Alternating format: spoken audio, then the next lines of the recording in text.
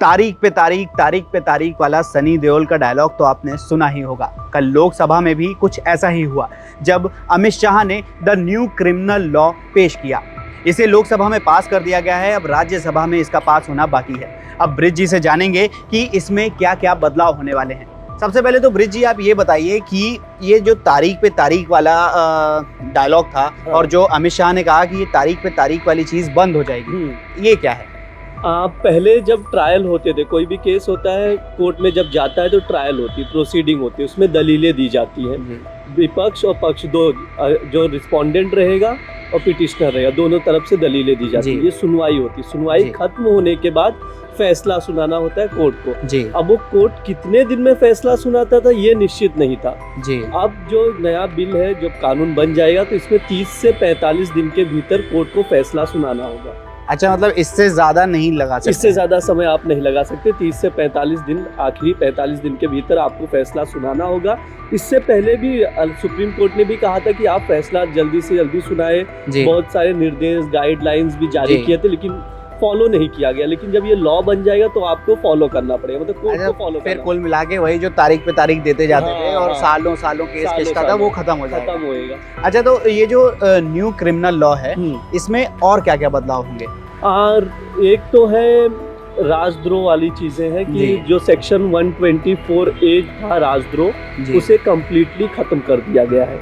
इसकी जगह अब देशद्रोह लेगा। अच्छा, अब इसमें डिफरेंस क्या है बेसिकली कि जो देशद्रोह का लगेगा सेक्शन, इसमें क्या होगा कि आप देश का अपमान नहीं कर सकते, देश की आलोचना नहीं कर सकते, मतलब देश के खिलाफ नहीं बोल सकते, कंट्री इंडिया के खिलाफ नहीं बोल सकते। आप सरकार की आलोचना कर सकते क्योंकि ये लोकतांत्रिक देश है। ओके, बस बेसिकली आप डिफरेंस यही है। लेकिन अगर आप देश के खिलाफ कुछ अपमानजनक शब्द कहते हैं तो उसको दंडित किया जाएगा और वो देशद्रोह के कानून में आएगा। अच्छा, और जैसे कि अडल्ट्री को लेकर या अननेचुरल सेक्स को लेकर काफी बातें चल रही थी, इस लॉ में क्या चेंजेस हुए हैं? जैसे सुप्रीम कोर्ट ने पहले इसको लीगली मान लिया था तो अपराध तो नहीं था, लेकिन अब इस लॉ में भी क्लियरली मेंशन कर दिया गया है कि अननेचुरल सेक्स यानी सेम सेक्स और जो अडल्टरी मतलब शादी के बाद भी दूसरे किसी के साथ संबंध बनाना, अडल्टरी का मतलब ये जो है ये अपराध नहीं है। अच्छा, तो इसमें अगर अपराध नहीं है बट इससे तो फिर नेगेटिव इम्पैक्ट पड़ेगा? नहीं, उसके लिए भी सोल्यूशन है कि अगर ये जैसे शादी के बाद अगर कोई दूसरे का एक्स्ट्रा मैरिटल अफेयर रिलेशनशिप में रहता है तो जो सेकंड पार्टनर है, उसका हस्बैंड हो या वाइफ, इस बेसिस पे तलाक ले सकता है। अच्छा, हाँ, ये क्राइम नहीं, लेकिन आप तलाक लेके अलग हो सकते हैं। ओके, मतलब उनको सजा नहीं होगी बट आप दोनों को अगर कंसेंट नहीं है तो आप अलग हो जाइए। और ऐसा ही अननेचुरल सेक्स में भी है। और एक चीज है, ये जो बिल आएगा मतलब लॉ बनेगा, इसमें जो माइनर के साथ रेप, नाबालिग लड़की के साथ जब कोई रेप करेगा तो उसे फांसी तक की सजा का प्रावधान किया गया। तो सजा बढ़ा दी गई। हाँ, इवन मॉब लिंचिंग में भी, मॉब लिंचिंग को भी उम्र कैद, फांसी तक ले जाया जाएगा सजा। अच्छा, मॉब लिंचिंग का, क्योंकि मॉब लिंचिंग बहुत इंपॉर्टेंट इसलिए है क्योंकि देखो, मॉब लिंचिंग का बेसिकली मतलब ये है कि कोई एक इंसान, उसके ऊपर ग्रुप में आके लोग अटैक करते, तो आपको आइडेंटिफाई भी करना बहुत डिफिकल्ट है कि कौन क्रिमिनल्स हैं, कौन अपराधी है। वो आइडेंटिफाई करके उनको सजा सुनाना मतलब सबसे डिफिकल्ट टास्क सरकार के लिए यही रहेगा, कोर्ट के लिए भी रहेगा, क्योंकि आप लॉ तो बना दे रहे हो, नो डाउट, लेकिन आप आइडेंटिफाई कैसे करोगे? क्योंकि मॉब में इतना क्राउड होता है कि उसमें एक पर्सन को आइडेंटिफाई करना बहुत मुश्किल है। कैसे सजा दोगे, क्या है, ये सबसे डिफिकल्ट होने वाला है।